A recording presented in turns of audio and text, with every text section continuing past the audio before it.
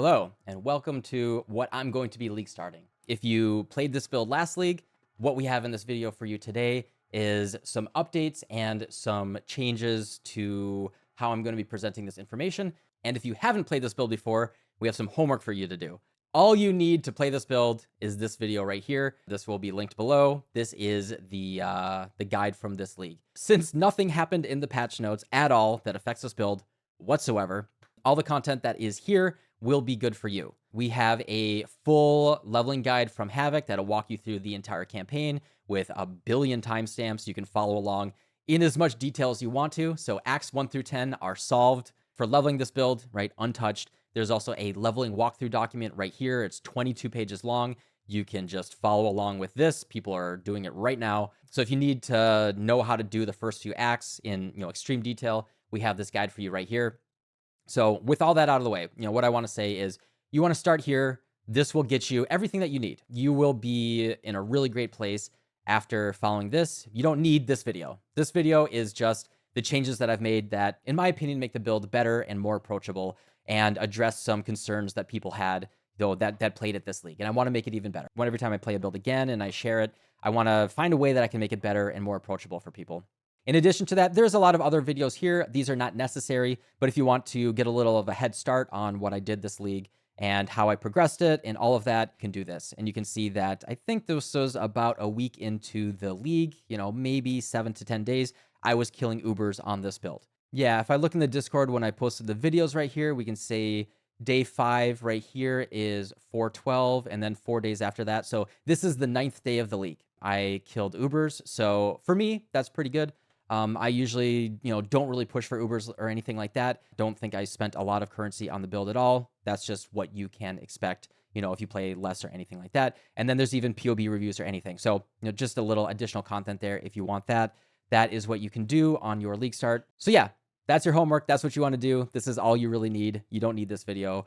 But if you either were on the fence, tried to play it, you weren't really sure, I have made some modifications, and I do think that this is just better. There's a couple things. There's always things that you can improve.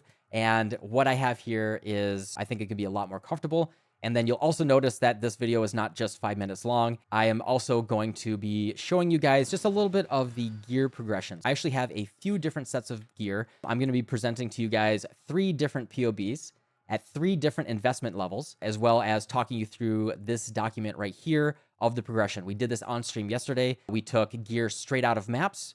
Then we took this all the way to kind of like mid-yellow maps. And then we spent about 50 to 100 chaos. It's always variable. Very, very cheap items. We then took this all the way until Guardians, actually. This gear actually killed Minotaur.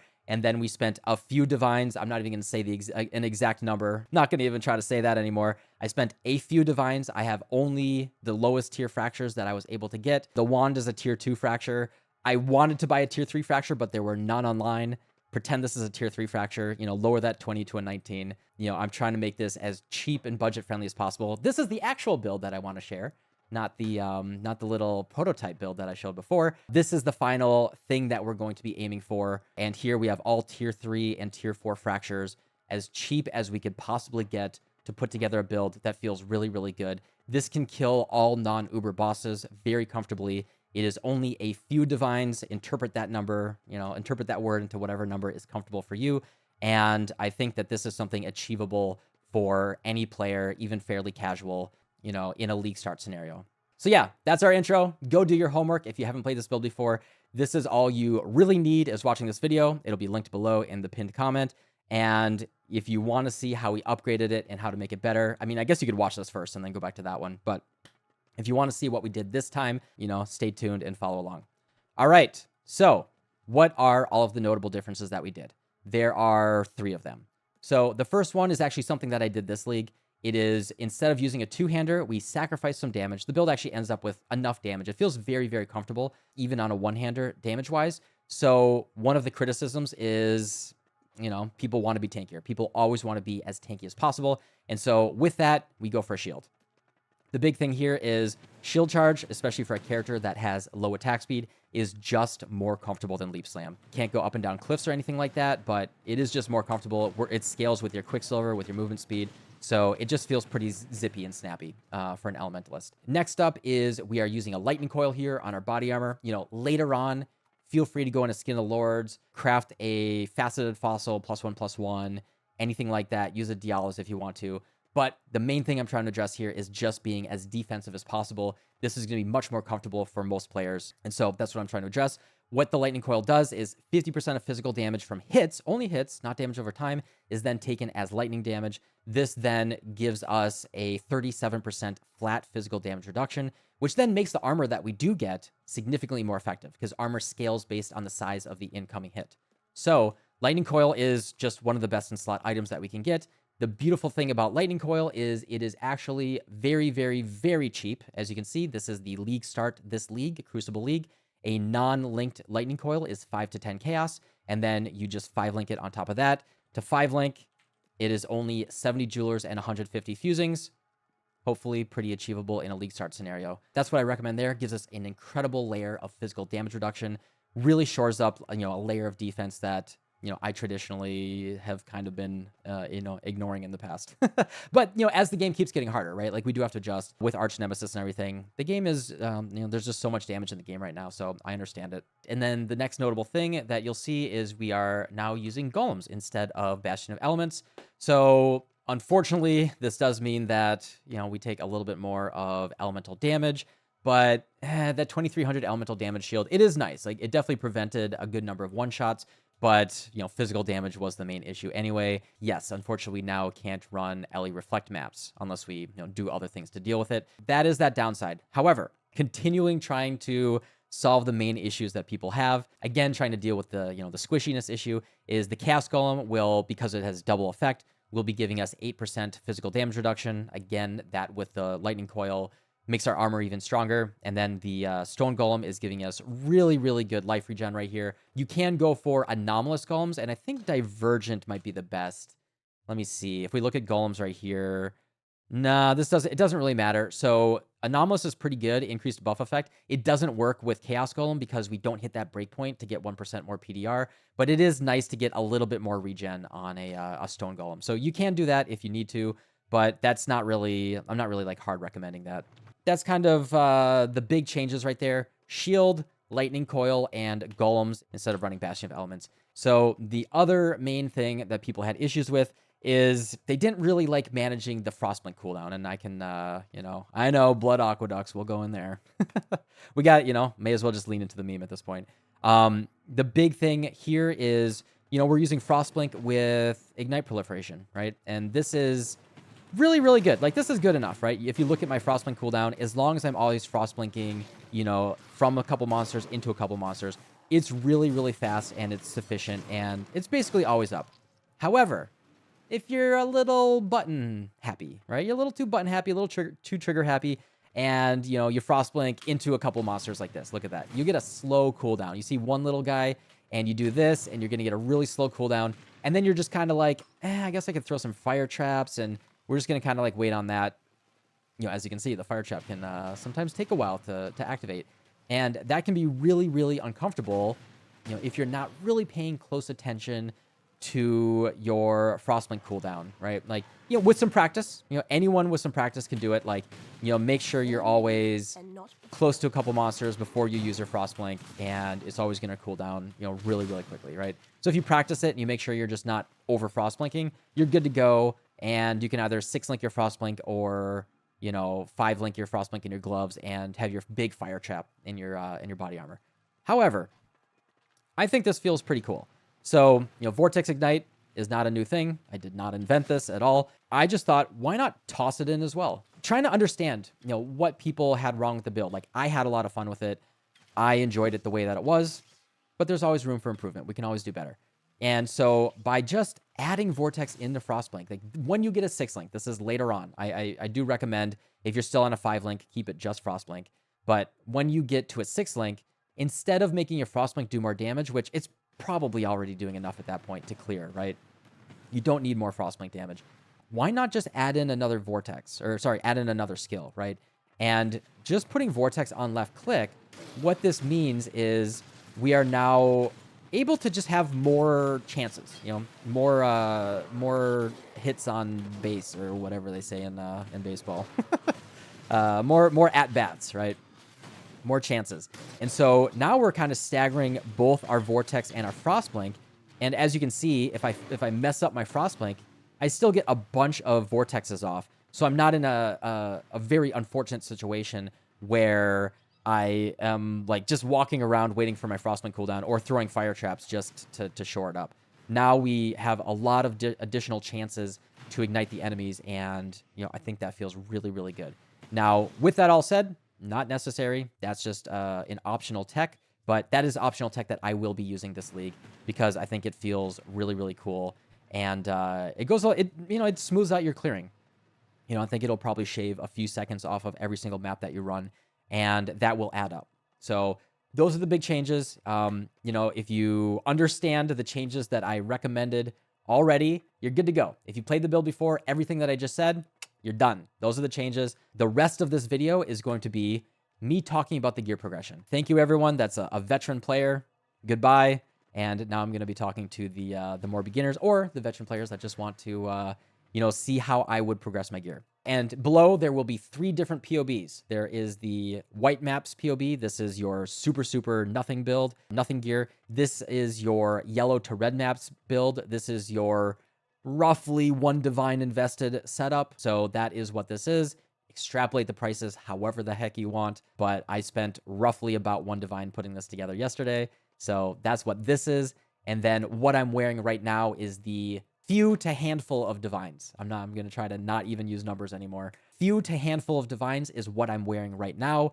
Feel free to extrapolate whatever that means for you that makes you comfortable. We're just going to talk about this progression. There will be 3 POBs below. I have a bunch of different notes. So let's start with the white maps. So this is our white maps POB right here. This is a level 71 character, you know, a little bit after you kill Katava. And this is literally just the gear I had in SSF run. You can see I have about 3k life, you know, still negative chaos res. And we are currently running Skitterbots. Where's everything? Skitterbots, Determination, and Purity of Elements. Those are our 3 auras. We will be running Purity of Elements until we are able to get both Shock and Freeze immunity. That's, you know, that's the big ailments that you want to deal with. You know, the other ailments are kind of like whatever, but Shock and Freeze are basically mandatory to make a build playable these days. At this point, you should be feeling pretty comfortable in terms of what you're going to be doing. Oh, there's this one. Yeah, we'll talk about that a little bit later. This is like whatever. While you're leveling, Tai Killer was in my chat, and he was like, just put on Blood Rage. So if you want to go a little bit faster and generate frenzy charges, you can do that. But that's a Tai Killer exclusive. So there's a hot little tip for you guys. The big thing that we're going to be doing, so this is Purity of Elements, Determination, Skitterbots. This is our setup. Your priorities, what you're going to do is you're going to try to upgrade your flasks. You're going to try to get your chaos res out of negative, probably go for amethyst rings, things like that. Get enough energy shield to sustain Eldritch Battery. Once you get about 250 to 300 energy shield, then you can spec into Eldritch Battery right here, and this solves your mana. Once you have that amount, then your energy shield is now doing all of your mana, you know, heavy lifting, and that allows you to reserve all your auras. You can reserve all of your mana on your auras, and then that will feel really good for you. You know, you don't have to do non-channeling mana cost. You don't have to farm Betrayal. You don't have to get, you know, reduced mana cost jewels or anything like that.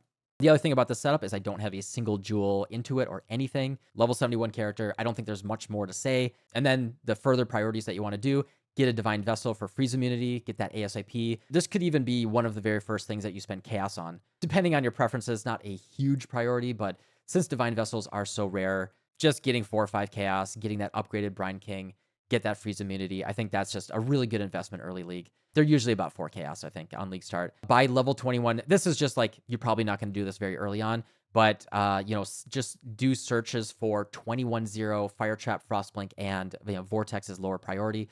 But yeah, as soon as you can buy level 21 Fire Trap and Frostblink, that's our #1 way that we scale the damage in this build. As soon as you can get those, you know, you're going to be feeling really, really good. In addition to that, you can run your Uber Lab. If you want to accelerate this, you can buy an offering to the goddess, you know, for a few chaos off of the trade market, or you have to wait until yellow maps. You can get lucky in a ritual or something, but usually you have to wait until yellow maps until you see a trial, and then you can get the offering. You don't have to run all the trials. Just need one offering, and then you can do your Uber Lab. That will let you use 2 golems. You don't really want to use golems before you have Liege of the Primordial because they won't resummon, and that's, kind of uncomfortable. And then your goal should be to get to about 3,500 life.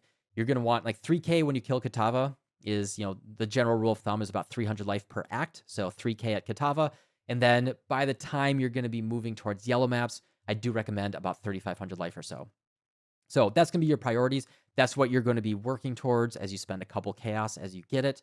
After that, when we get into yellow and early red maps, the estimated cost here is 50 to 100 chaos. That is how much I spent on stream yesterday. I spent closer to 50, but I'm trying to, give a lot of slush. Prices can vary greatly, etc. But this is the next step. So congratulations, you have made it to yellow maps, maybe even late yellow maps on your league starter. This is your next thing that you're going to go for. So this configuration, the stuff that we're going to have here, we have a couple of oils. So we allocated beef, very affordable anoint right there. Maybe we'll have a simple jewel, a little bit better res on our rings right here. The big thing that we're going to aim for is low tier fracture. You can buy tier 3 or tier 4 fractured spell suppression on your gear. You don't need tier 2 or tier 1. Just want to make that clear. Tier 3 or tier 4 fractured spell suppression. Try to buy that. It makes crafting your gear significantly easier. And especially those lower tiers should be pretty cheap for you. They were dirt cheap. And they were listed 4 months ago. So roughly league start prices. If the price is higher, don't worry about it. You can buy Fractured Life or something like that. So you want to start looking into buying Fractured Bases. And then the big thing here is we want to get fire exposure on our gloves. So that's the number 1 priority. If you want to make that a little bit easier, you can just search for gloves that already have fire exposure on them, right? The ones that drop from influenced mods.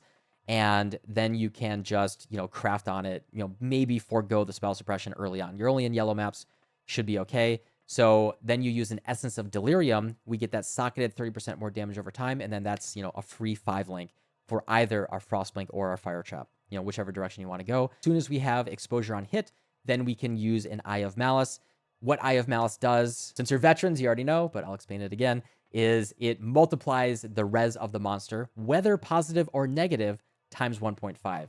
So positive 10 res goes to 15, but negative 10 res goes to negative 15 res. So Eye of Malice is absolutely incredible for just, when we get negative res, we're going to be double cursing, all of that. When they get negative res, it goes way even more negative. It's incredibly good. And then we want to go for a Lightning Coil. So the big thing for the Lightning Coil is it's a very easily achievable item.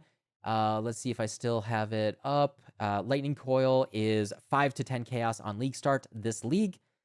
It's a very, very common item. So I'd be surprised if the price could get much higher. But even if it could get much higher, it does have a very easily farmable card. I'm sure you've seen a billion of these. Probably have it turned off in your loot filter. This is the Coming Storm. It drops in all of these maps. It is very, very common. You could probably farm this in just a couple hours in SSF. So Lightning Coil is just incredible item. I have the most bottom rolled one that I could right here. I tried to get like the worst one that I could get. You want to get your Lightning Coil. After that, very, very easy. You can also chance on a Desert Brigandine. Now, chance orbs are very valuable early league. That is how you get your map progression, right? You want to buy chance orbs off of, Kirak. But if you're in an SSF scenario specifically, and you're done with your map progression, you don't know what to do with your chance orbs, that is a way that you can use them if you really don't want to farm the card. But I do recommend farming the card. After you equip a Lightning Coil, it does have negative 60 lightning res on it. That's when you got to kind of rework your rings here a little bit and get some more res on them. And then after that, in terms of your weapon, now we want to look for very, very cheap, unique weapons that we can get. So there are 3 unique weapons that are all within a margin of error value. They're all within about 5 to 10% damage of each other. That is the Searing Touch, which is a staff. That is the Martyr of Innocence, which, as you can see, has 100% increased fire damage. And then because of Battle Mage, it has a really good flat fire damage added to the spells. And then the other one is Singularities. Let me see if I have one on me right now. Yeah, this is from my SSF Spark Elementalist, but Singularity is a pretty awesome item right here. This says 30% increased elemental damage, and then 100% increased damage with hits and ailments. We get our Ignite. So we get 130% increased damage against hindered enemies. All nearby enemies are hindered. And we also get flat lightning damage and reduced mana cost of skills. And we can dual wield that. And yeah, Singularity is a really cool item. It falls off pretty hard. It is very usable because we have Shaper of Flames. The flat lightning damage also contributes to the the damage of the ignite. That is the third item. So those are the 3 unique weapons that you can go for. You can also use one Nycta's Lantern as well. You can use a Nycta's Lantern with a Singularity. There's so many different options, and these will carry you to enough damage to kill Guardians. Then we'll be aiming for 4k life. We'll be trying to get for Spell Suppression. Again, yeah, so honestly, like T3 to T4 or higher Fractured Spell Suppression is just a really good base to craft on, but you can just get crafted, Fractured Life, or Fractures are just really common. The price goes down incredibly quickly. It's easy to like fixate on a specific fracture and say, I need this one, and that'll drive the price up. But there's so many different options. Strongly recommend, being a little savvy when you're trying to figure out how you're going to make your gear. And then after that, Essence of Delirium on the gloves, as I explained. Pyre is a great early ring. It gives you really good damage. The problem is that it just doesn't really have any defense on it besides some res. So I'm just not even bothering going for a Pyre, but if you want free cheap res early, that's good. After that, when you have all this together, roughly 50 to 100 chaos. That's roughly what I spent yesterday. This should be all pretty SSF farmable. And in fact, I got pretty close to this in my 13-hour SSF run a couple days ago. This is pre like endgame bossing, but you can kill the quest version of Exarch and Eater and start doing some early Guardians, and you should feel okay. And that's really where we want to end up there.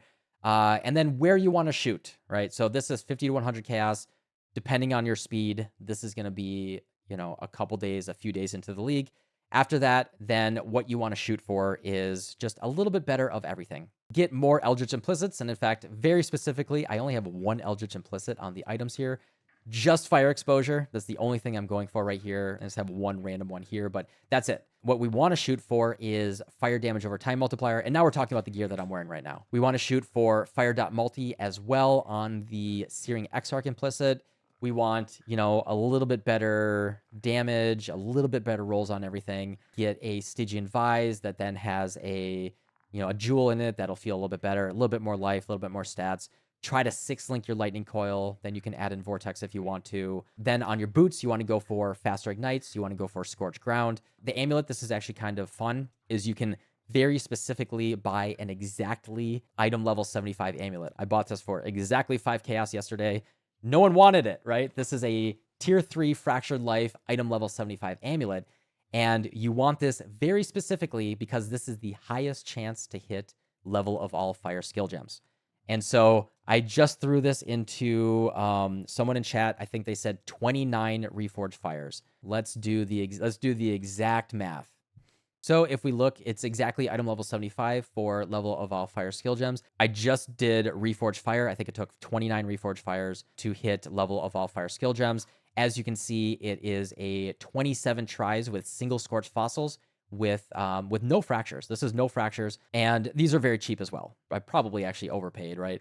It's not that expensive to just get level of fire skill gems and nothing else on your amulet. That will be a nice little bump on your single target damage.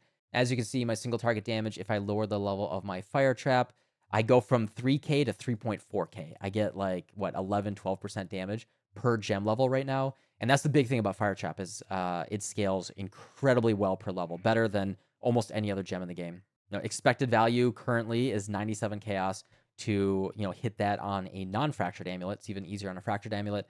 Crafted, you want to get the Betrayal Craft for socketed AoE gems right here, just, unveiling, doing Betrayal stuff. Besides that, that is all of the changes. And then ideally go for a helmet enchant. There's a lot of fun ones. This is just Frostblink cooldown recovery rate. Just kind of fun to be able to Frostblink a little bit more often. Fire trap damage is, your best single target.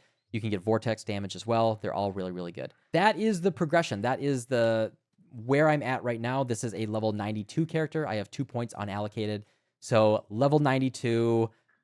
a handful of divines, roughly a week into the league, depending on your progress. It all depends on you. No cluster jewels or anything at all. So yeah, that's this pinnacle POB right here. You can see this is with the flask up. This is with the sulfur flask up. Brings us up to 3.76 million DPS. Good res. We got good flat PDR, tons of life regen, etc. I think that this is a pretty good place. Like, we're not 100% done. You do want to upgrade your weapon. What you want to do here is this is Fractured T2 damage over time multiplier.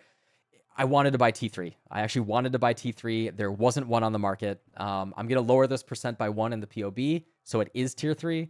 No one was online. It's the end of the league. I tried. Then you want to hit it with random Scorched Fossils. Wand is ideal, but you can go for like a Rune Dagger or a Scepter. Scepter and Wand are equal-ish. Wand is a little bit better for hitting the mods that we want. Scepter is second best, and then a Rune Dagger is also very viable. The problem is Rune Dagger doesn't get burning damage or fire damage inherently rolling, but it is a lot easier to hit critical strike chance for spells. I bought this for 10 chaos just a few minutes before the stream. I hit it with like 3 Scorched Fossils, and this is what I got. This is about 10% less damage than the wand that I have right here, and more reliable elemental overload. So you could just do something like this, right? A quick little 10 to 20 chaos. Rune Dagger will also carry you to the early end game. There's a lot of savvy things that you can do for upgrading your weapon. That's what you want to do as you're getting to late red maps. Search for these fractured bases. And in fact, I have this search right here. I will share it with you guys. What it does is it looks for fractured fire, cold, or all spell skill gems. Fractured dot multi, at least 20, but we could lower this. Burning damage or increased fire damage. Any of those fractures. And with this search, you can see there are a lot of very, very cheap options that you can go for. You can see, look at this, fractured dot multi on a Rune Dagger, 5 chaos. They're all very approachable and achievable price-wise. Tons and tons of options. Obviously, this is towards the end of league, but you can see a lot of these listed 4 months ago. These are all 4 months ago. That's very early league start, and they're all 10-ish chaos or so, 10, 12 chaos. There's a lot of these. There's a lot of options. Just buy one of these fractured bases, hit it with some Scorched Fossils, hit something half decent, hit some fire dot multi, craft fire damage, you're good to go. So that's really all you need to do. And then once you get a better weapon, then, you need to be able to replace the very strong two-hander. And then you want to go for a shield. I went for Fractured Chaos Res right here. If you can get Fractured Spell Suppression, great.